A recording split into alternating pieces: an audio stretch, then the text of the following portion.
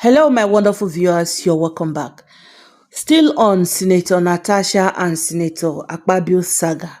With what is going on right now in the Senate, in the upper chamber, you will know that there is a gang up somewhere. Either call it political or whatsoever. I want to drop with you guys some of the video clips I put together for you to see where each of the senators, where they are addressing this issue. You will see the manner and the way they are addressing this issue. President, I have before me a petition by a Nigerian citizen and a constituent of Kogi Central under the name Suberu Azamare Yakubu. And the petition is against the President of the Nigerian Senate, Senator Godswill AKPABIO, for sexual harassment, abuses of office, and malicious obstruction of legislative functions of distinguished Senator Natasha Akpoti-Uduaghan. So with your kind permission, may I please lay this petition? Because as you know, yesterday... Is there any legal impediment? On the subject matter, none, sir. None, sir. Yeah, please proceed to lay the petition. Distinguished colleagues, Senator Natasha Akpoti-Uduaghan has a petition from her constituents, and she has also further confirmed before all senators that the matter in issue is not in any court of law. I have no reason not to take her word for it. So accordingly, the petition is referred to the Committee on Ethics, Code of Conduct and Public Petitions to revert to the Senate in 4 weeks. For whom I have a lot of respect. We cannot rewrite our rules because of anyone. And we'll be setting a dangerous precedent. Number 3, other than constitution and the rules, the Senate is guided by customs and conventions, parliamentary customs and conventions. In all of this, Mr. President, this petition cannot stand as follows. 1. That the Senate do suspend Senator Natasha Akpoti-Uduaghan for 6 months for her total violation of the Senate Standing Rules 2023 as amended for bringing the President, the presiding officer, and the entire Senate in general to public opprobrium. 2. That for the Senate to consider lifting the suspension or to reduce the tenure of suspension, Senator Natasha Akpoti-Uduaghan shall submit a written apology to the Senate before the reconsideration by the Senate. 3. That the Senate do suspend Senator Natasha Akpoti-Uduaghan with effect from 6 March 2025 from all legislative activities forthwith. 4. That her office be locked up for the duration of her suspension and hand over all Senate properties in her possession to the clerk of the National Assembly. 5. That for the duration of her suspension, she cannot come or be seen within the vicinity of the National Assembly, including her staff. 6. That is to tell you that they are really doing it in order to favor AKPABIO. And this is really, really bad because this Natasha case is not all about Natasha. Yes, Nigerians are really watching and hoping to see the outcome because the outcome of this case will really help those people out there that feel their voices are being silent in one way or the other. So that is the reason why the senators need to push aside this sentiment and address this issue. Like what I heard someone said about this, they said, why the rush? All of a sudden, they just take action. Just like that. The rush there. Why the rush there? Is a question that Nigerian Senate alone need to answer. To make a way because all of a sudden the just rush and give her suspension for 6 good months. As in 6 good months without salaries and security. It's not a little bit too harsh. But in all of this, we find out that why others are against her. Obi Ezekwesili, the former Minister of Education and a human rights activist, did not hold back at all by criticizing the Senate. The way they handled the matter, she described it as dismissal of democratic aberration and a plot on Nigerian democracy. She took to social media assuring Natasha that she will never walk alone in her pursuit for justice. These are the kind of encouragement Natasha needs right now. She needs people, most especially women, to stand behind her. Again, when we sit back, we find out that mostly in governance, people wey be say dem dey authority, check senate, how many men wey dey there, how many women wey dey, you find out that women are limited, they are few. But when they wan carry out this their political meeting, political this, political that, you find out that women are the majority. Most of the people making sure that these things work, at the end of the day, they don't want to give these same women voice to speak. And when some of these people wey be say they don't manage to enter there, try to talk because of one thing or the other way they happen, the same women go sit down like the likes of Iriti Kingipi and so many of them, they will still come out and criticize the woman for speaking. Wetin women really do this country, most especially Africans, I don't really understand.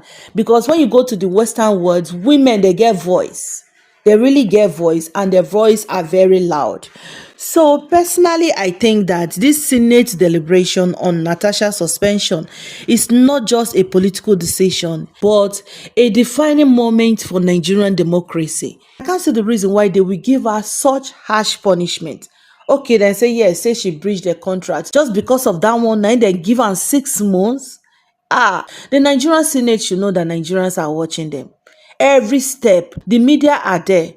Nigerians are watching them. The international observers are watching them. Abba, Nigerian senators, make una dey fear God o. The most annoying part in all of this be say they go even stand up, they go dey quote Bible. These people, they know Bible pass the church goers so. Okay, now make una see Oshomole, what Oshomole get to talk.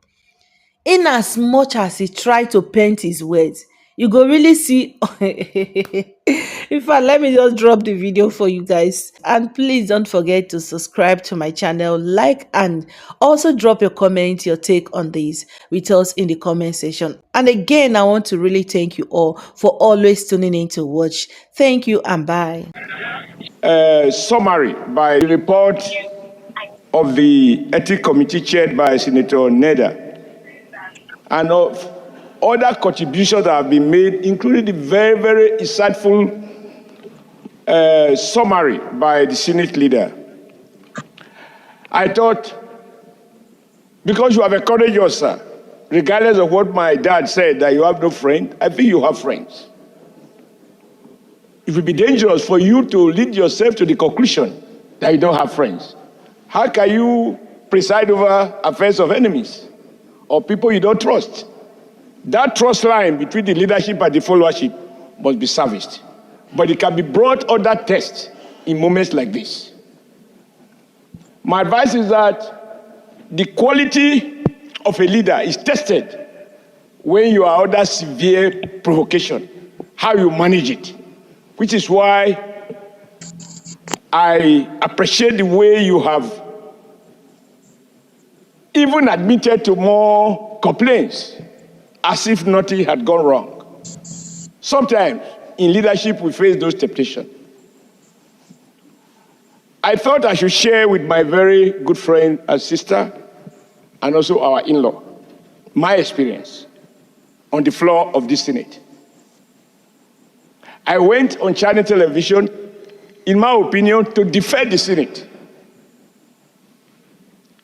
When we were being accused of spending money here and there, I said, no, I bought my own furniture, etc. A distinguished senator said I had breached his privileges. On that occasion, some people spoke in my favor, but there were few who insisted that what I said was in bad taste. I asked myself there and then, who will cast the first stone that he has never lied? Sorry, he has never erred, if I have actually erred. But on this occasion, my intention was to defend the institution, and yet some members felt offended. I have been a governor for 8 years. I was re-elected. I didn't do a receipt. I chairman the governing party for 2 years. I was removed. I didn't go to court.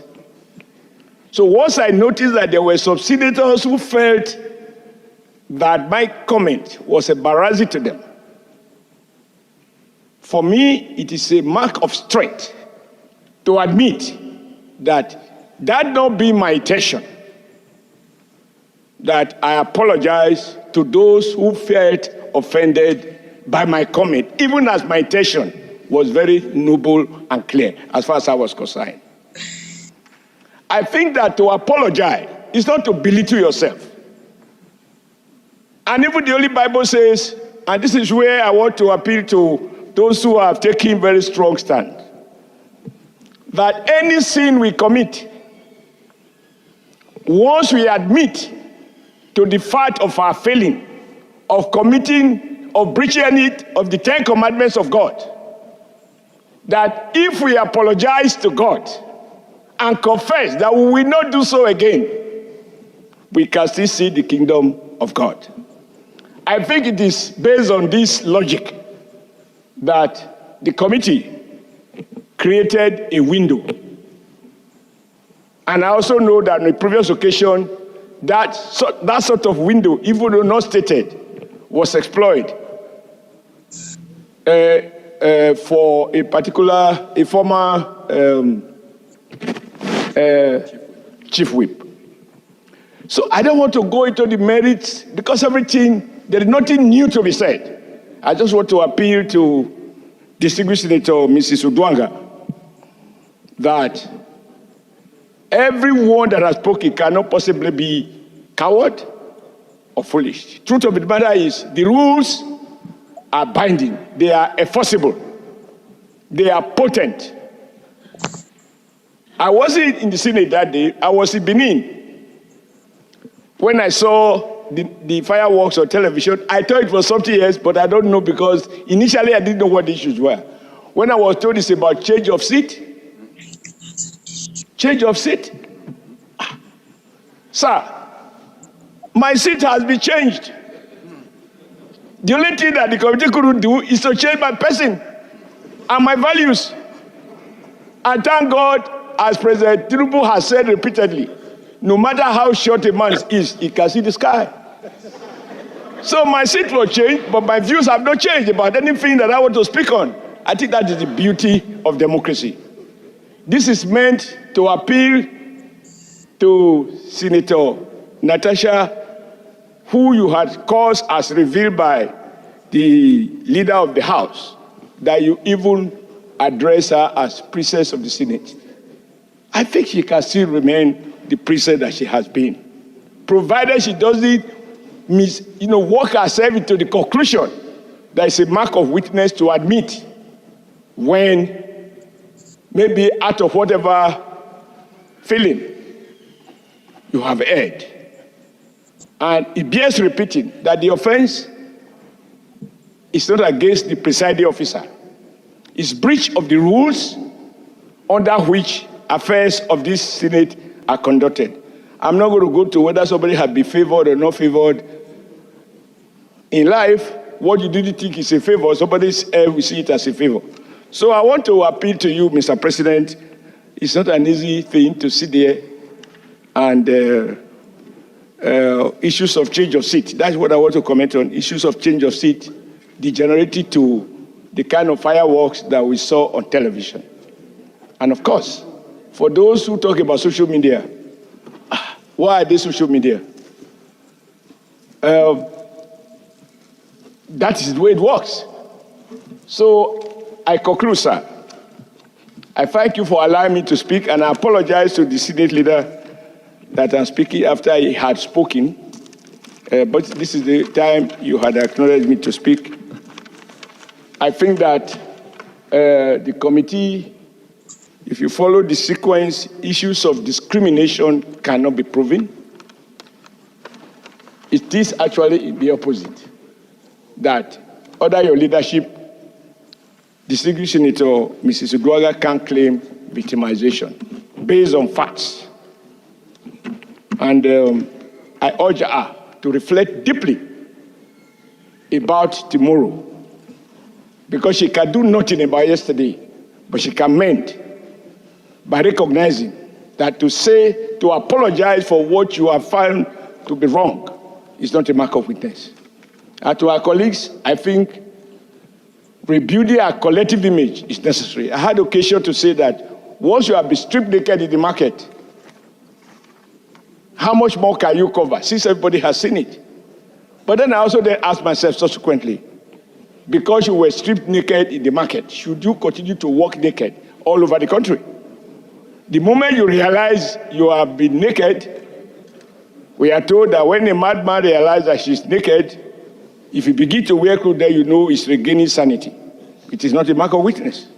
So I don't want to be on the side of peace. And I don't want all of us to be hawks. In this case, we need some doves to, temper the general feeling in the Senate. I don't think there's any division. No one has questioned the facts as they are, and facts are stubborn. You can wrestle with the fact, you can wrestle with the truth, but you can't defeat the truth. And on that note, I want to thank you, sir, for this opportunity. And I believe my sister has heard all those who have spoken. And I'm sure she knows she has a lot of friends among those who have spoken. And they cannot all be wrong. Thank you, Mr. President, for your patience, and thank you for your leadership.